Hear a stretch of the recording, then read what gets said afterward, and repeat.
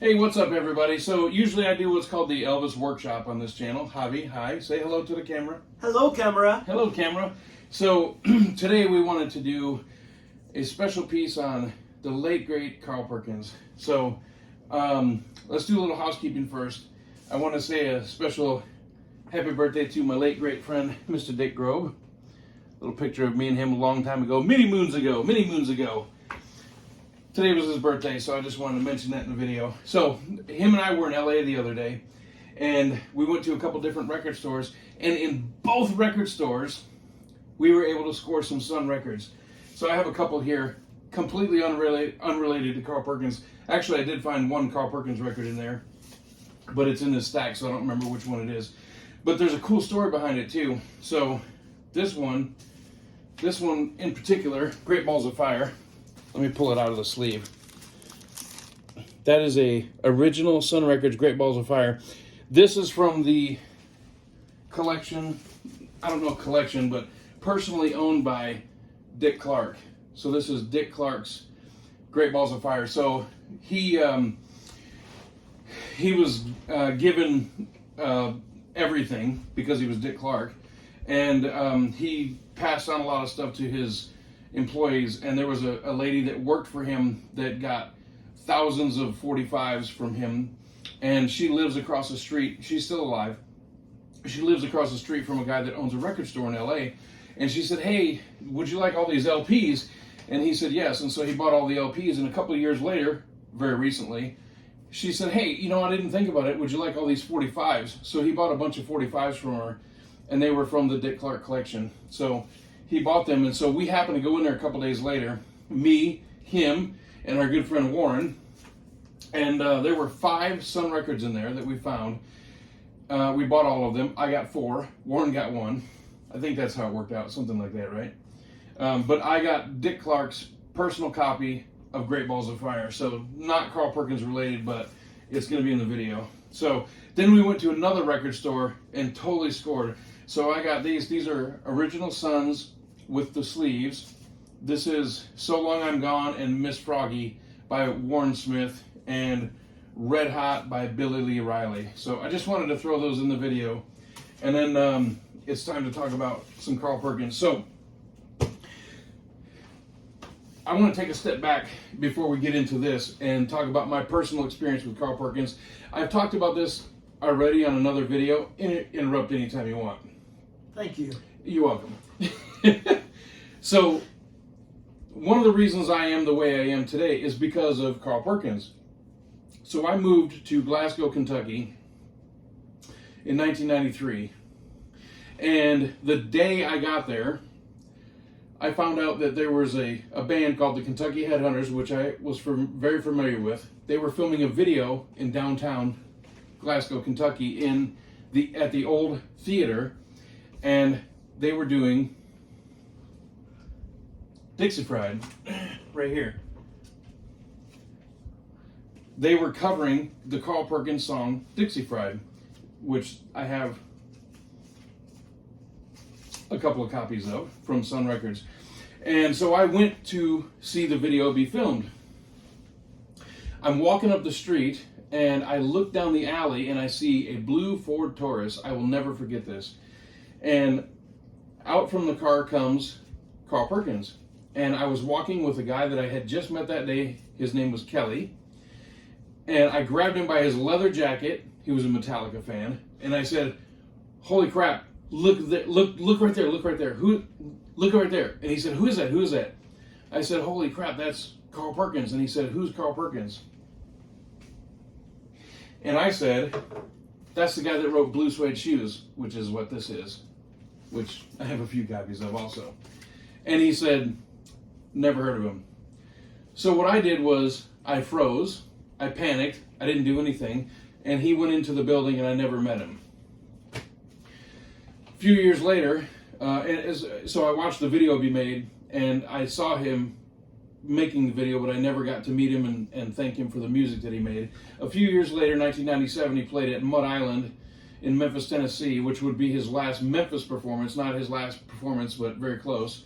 And I didn't make it to that either. So I didn't see him. I never met him. I didn't see him.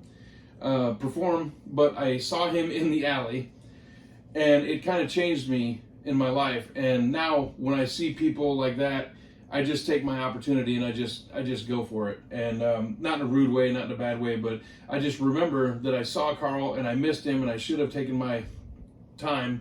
I should have taken my opportunity, and I missed it, and now he's passed on. So I've always been a big fan of Carl, and so I've been wanting to do a video about Carl, and since Javi's here visiting, I thought it would. How long are you going to be here for? In the US or in Vegas? Yeah, just a couple more days, right? Perhaps a little more than that, for your entertainment. Yes, for my entertainment. So I've been wanting to do a video on Carl for a while, but while my friend was here, I thought it would be a great opportunity to do a deep dive on Carl. So, Blue Suede Shoes and Dixie Fried. My personal favorite song from Carl Perkins is Dixie Fried.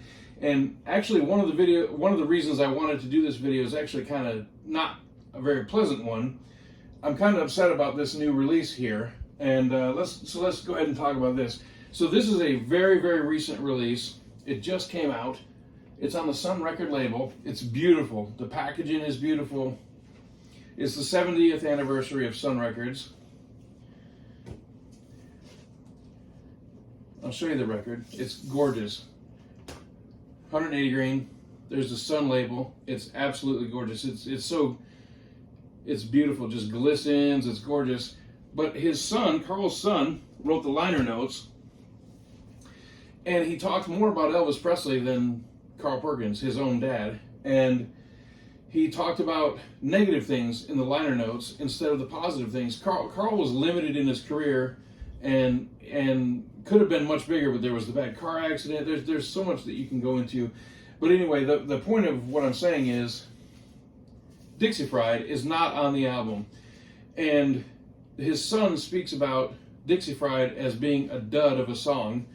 And it's actually one of the songs that has aged very gracefully in Carl's output. Yes. And it's a great song, and it's a rockabilly gem. It's a rockabilly classic. It's been covered by multiple artists, including the Kentucky Headhunters, who I spoke about previously.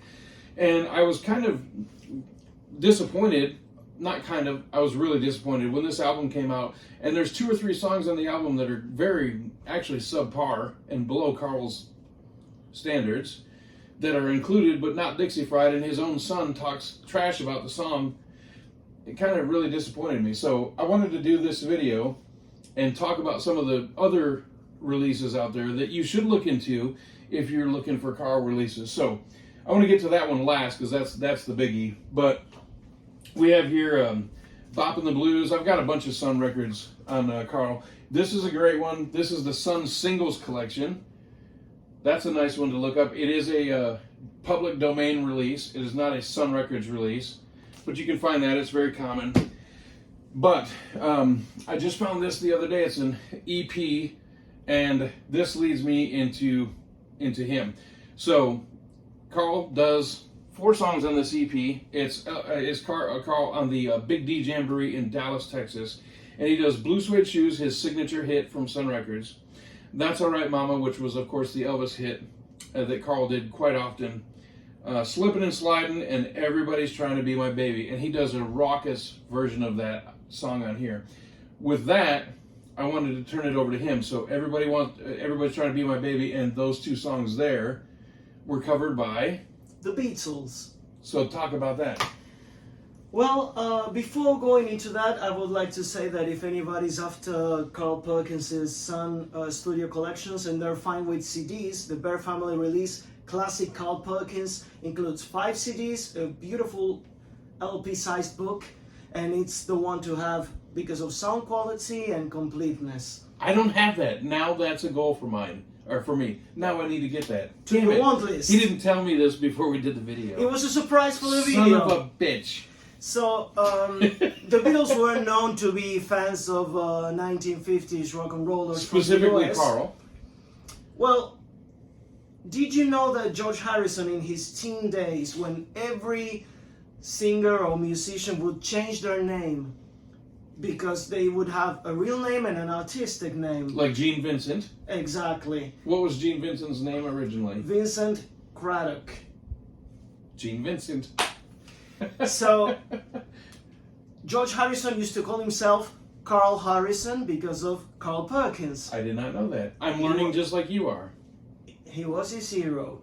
And they were big fans. They would always do Carl Perkins songs, usually sung by George, because everyone had their personal favorites. Like Paul would always do Little Richard, John would always do Chuck Berry, and George would always do Carl Perkins. And there are recordings for the BBC radio, which was common for the British performers to go and promote live in the studio their newest albums, and also they would test the waters for a potential record. See what people like. Yeah, and I have those, by the way. Great albums. Yes, I have it on vinyl. It's fantastic. I don't know if you remember, but there's a version of Honey Don't, the Yes, Carl I Perkins do. standard. Well, that's what I wanted but to talk sung about. by John Lennon. Yes, that's what I wanted to talk about. So, Everybody's Trying to Be My Baby, Honey Don't, and what's the other one over there? Matchbox. Matchbox. So the year was 1964, and the times were bad for the US rock and rollers in general, because the British invasion was in full swing, and everyone who was a rock and roll hero from the 1950s, you can call yourself Little Richard, Chuck Berry, Jerry Lee Lewis, they were all very unpopular in the US, but they were very big in the UK, Yeah, so still they would huge all in be Europe. touring the UK. Yeah, they were huge in Europe. And on one of those tours of the UK, the Beatles invited Carl Perkins to the studio to watch them record. And being that Carl was there, the Beatles said, we need to do Carl Perkins songs. So they were in the middle of recording the Beatles for Sale album. It was their fourth UK LP. And they were, at this point in their career, they were constantly touring, recording, writing songs in the toilet anywhere they could because they had no time promoting. It was like a machine. They were on Non-stop. a very tight schedule. Yeah, non-stop. So they decided that while on their previous LP, A Hard Day's Night, every song was a Lennon and McCartney original. On this one, they didn't have enough material, so they had to use Do a few covers. covers, and they did kind of a concept thing and decided to include all covers of their favorite rock and roll songs from the 1950s. So that's how they got Words of Love by Buddy Holly. They got Mr. Moonlight and other standards from the 1950s like Rock and Roll Music, the Chuck Berry Great cover. anthem. Great cover. And John Lennon kills it. Yeah, he nails it. Absolutely nails it. So while Carl was there in the studio with them, they said, we're going to do Carl Perkins now. And they recorded Matchbox, which didn't make the LP, but made an EP, an extended play, which were popular in England in those days, not so much in the US. For those of you who are too young to know, EPs, extended plays, hold usually 4 songs, 2 per side. That's an EP. Example number 1. And they did Matchbox with Ringo on lead vocals. It's a great song. Great cover. They did Honey Don't, also with Ringo on vocals. Very good cover. Love it. And they also did Everybody's Trying to Be My Baby, Which Carl does live on this EP. sung by George Harrison, and the song was used to close the Beatles for Sale LP. Yet another great cover. The Beatles totally nailed Carl Perkins. And of course, Carl was very happy about the Flattered. interaction. Flattered. And considering the amount of records, of units that the Beatles moved in those days, Carl was Able to pay some bills. He got some bread. He got some bread. He Like got- the Beach Boys said, he got some bread. He was making real good bread because his records weren't selling anymore. So But he now got they the were bread with the Beatles doing because them. the Beatles covered the songs. Yeah. And then after Wait, before Yeah. you do that, so then let me cover this real quick, and then I'm going to finish with this. But you have a great story you're going to tell in a minute.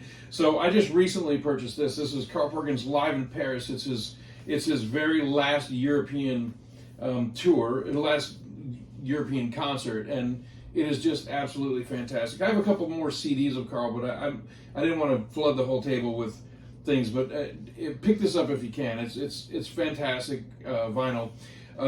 So I want him to tell this story about Paul and Carl, and then I'm going to finish with this CD, and then we'll be out of here for today. So, but I just want to show a few different things. Carl doesn't get the attention he should.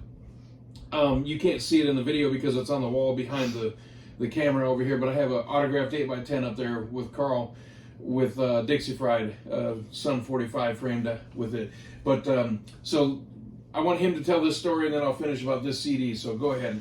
Well, basically, I would like to start by saying that Carl had a very amazing life. He came from basically the poorest of poor of the family. Sharecropper. Working in the field. He made it big with his signature song, Blue Suede Shoes. He was an original song artist, and if you'll lean that way or this way, you can see on the wall, there you go, behind him, the big red photo. That's the $1 Million Quartet. Carl was, of course, a part of the $1 Million Quartet.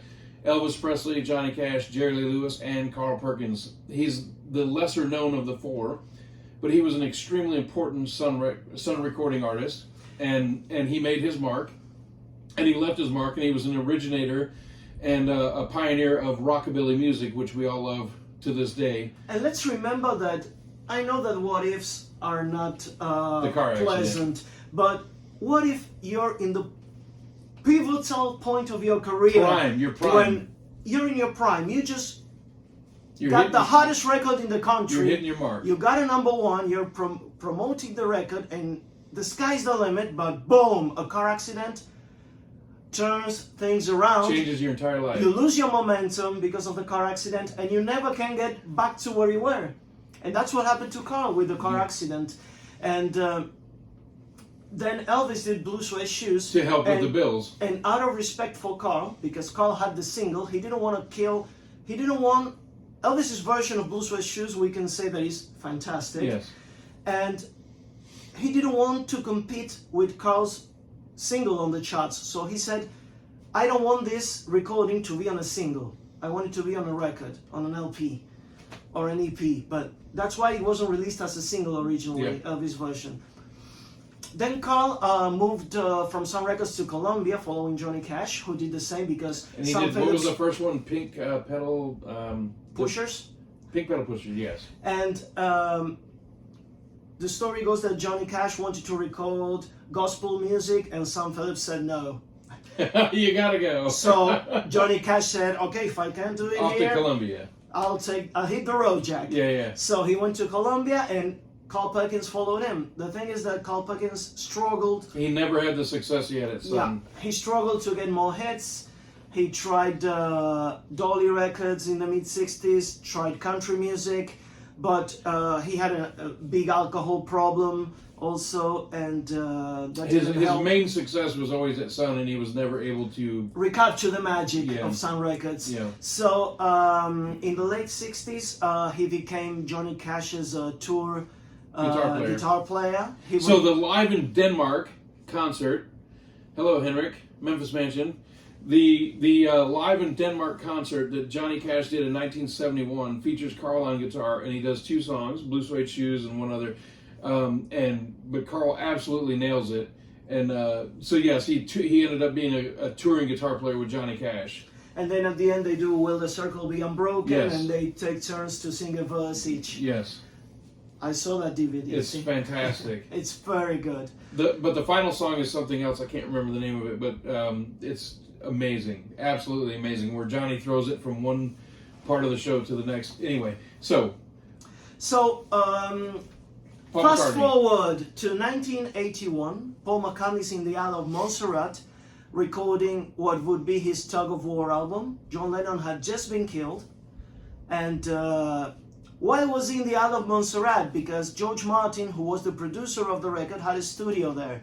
So this was a little island that was later destroyed by a hurricane, but that's for another video. That's a different story. The thing is that... Hurricane by Bob Dylan? That's a different hurricane. Idiot. That's a hurricane that I know. went to prison for the wrong reasons. Inside joke. So, Paul had these songs for the Tug of War album, and one of them he goes like, oh boy, this would be great with Carl Perkins. What was the name of the song? Get It. Get It. Get It. Okay. So, I knew that. That's for you, the viewer. did you know it was Get It? I'm sure you knew it. Click like and subscribe if you knew. And if you didn't know, Click like and do subscribe. it anyway. So, Paul invited Carl. He had the idea, damn, I should have Carl here to sing Yeah, this. I mean, he had another guest for another song called Ebony and Ivory, but that's also for another video. Yes, it is.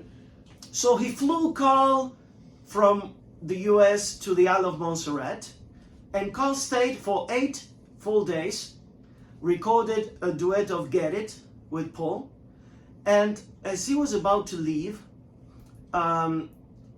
his last morning in the Isle, Carl approached Paul and Linda and said, "Hey, I'm so grateful," because Carl was a very humble person Very by all much. accounts. Yes, very much. He didn't have an ounce of ego. That's what they say. So he And approached, he was very grateful. very grateful. So he approached Paul and Linda and said, "This has been so great. I felt that I was treated like family for these 8 days. It was an amazing experience. I loved every minute of it. I wrote this song as a thank you for you." So he sat down with Paul and Linda and his guitar, and he played this song he had just wrote the night before. Written. He had just written the night before. Yes. Thank you, sir. You're welcome. For I'm always English. teaching him English. Yeah. He teaches me Spanish when we go to order food. Una cerveza, por favor. So, Carl played this song he had written the night before called My Old Friend. My old friend, which was about His experience with Paul and Linda in the Isle of Montserrat. In fact, the first line of the song is "In the Isle of Montserrat." So, he takes it from there. And we'll let Carl sing the rest of it. yeah, you can look for Carl's video on YouTube. I'm sure you'll find it. So, in the middle of the song, as Carl was performing, Paul got up and left the room. And Carl stopped playing and asked Linda, "What's wrong?" He didn't like it. And it turns out that Paul burst into tears and had to get out of the room, and he was crying outside. And Linda told Carl that the lyrics of the song reminded him of John Lennon, and that this is something that's very strange, but that's what I've read. I don't know if it's true or not, but Linda told Carl, because the chorus goes, "Won't you think about me every now and then, and I'll think about you, my old friend." And Linda told Carl that that's the last thing that John Lennon said to Paul the last time they spoke. Wow. And That's amazing. I didn't know that. Carl- I just learned that. Carl thought that he was channeling John Lennon's spirit or something of the like, and Paul finally found it in him to grieve the loss of his friend John Through the song. through the song. So Paul put himself together, macho, and came back to the room and said, "Carl, we need to record that. You need to stay for another day." Cut it, son. So they extended the stay, and they recorded it right there in Montserrat, my old friend, with Carl on vocals, guitar, and Paul did basically everything else. Organ, bass, drums, and That's fantastic. yeah. So they did the song, Carl left Montserrat, and the song remained unreleased for 13 or 14 years. It was finally released in, 15 years. It was finally released officially in 1996 in the collaborations album Go Cat Go by Carl Perkins. If you don't have it, it's great. You gotta have it. It's a duets album, and it includes duets with all the Beatles and a lot of people you will know. John And Fogerty. including that song. And it includes that song in a new remixed version, but it has Paul on the backing vocals. And Carl said that it was the most humbling experience he had that week in Montserrat. So, My Old Friend by Carl Perkins, go look it up, read the lyrics while you listen to the song. That is fantastic. And you'll hear the emotion and how great it was for Carl. They met again Paul and Carl a few years later in the mid-1990s, and they did kind of a backstage acoustic jam. And Ringo was there, and George was there. They filmed the videos. That's another one. That's another one. But they met more That's than, Carl Perkins and Friends from Yes. 1985. That was awesome, by the way. That concert, if you can find the It's video, awesome. I had it on Great VHS, stuff. Great stuff. which goes to show how old I am. I had a VHS of the concert, and then I traded I had it on Betamax. I'm lying. You had drawings of it. I had drawings. That's all that was invented then. Idiot. So in this 1985 concert, it's a great rockabilly session of Carl Perkins and Friends. He has Eric Clapton, George Harrison, Ringo Starr, It's Dave fantastic. Edmunds, It's if I fantastic. remember. And it's all killer, no filler. Go look it up. So, I want to close with this because this doesn't get enough attention. This is in 1982. It's called the Silver Eagle Radio Show. I'm going to show you a close-up version of it. Carl Perkins live on the Silver Eagle Radio Show.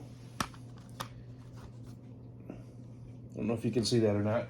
This is a live concert that Carl did. There's, I believe, 11 songs, 8 of which Elvis did.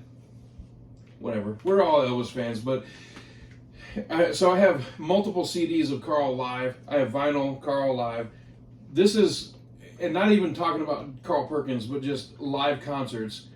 This is probably in the top 10, not probably, it is, in the top 10 live concerts of any artist that I have ever. And it's the late, great Carl Perkins. If you're interested in anything that you hear in this video, I would tell you to get the Duets album. Go, Cat, go. But get this, you can get it on Amazon for like $2. $2. Carl Perkins Silver Eagle Radio Show. The sound is fantastic. Carl's in a great mood. His son plays guitar on it, and he's got a keyboard player, and it's just an absolute rocker. It's all killer, no filler. It's amazing. So we just wanted to pay a little respects to the amazing rockabilly artist, son recording artist, Carl Perkins today. So thank you for tuning in. Sorry about the pasty white legs. I need a suntan, I know, but I mean, with the magic of technology, I think you can make me more colored. I'll put a filter. Thank you, sir. Oh, one last thing. Put that record down over there so you can see that one. Yeah. So if you'll notice that there's a new addition to the wall here at the Elvis Workshop. I have a gold record for That's All Right Mama, Elvis's very first recording. It was essentially a demo because Elvis recorded it in just a couple of takes. That would typically be a demo. There should be more takes to get a master recording, but it was done in just a couple of takes. It was rushed off to the press and put on the radio and became a smash hit regionally, but it qualified enough for sales to get gold status.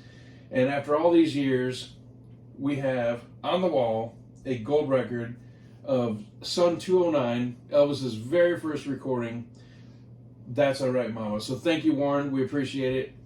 And thank you for tuning in. Carl needs and deserves the attention.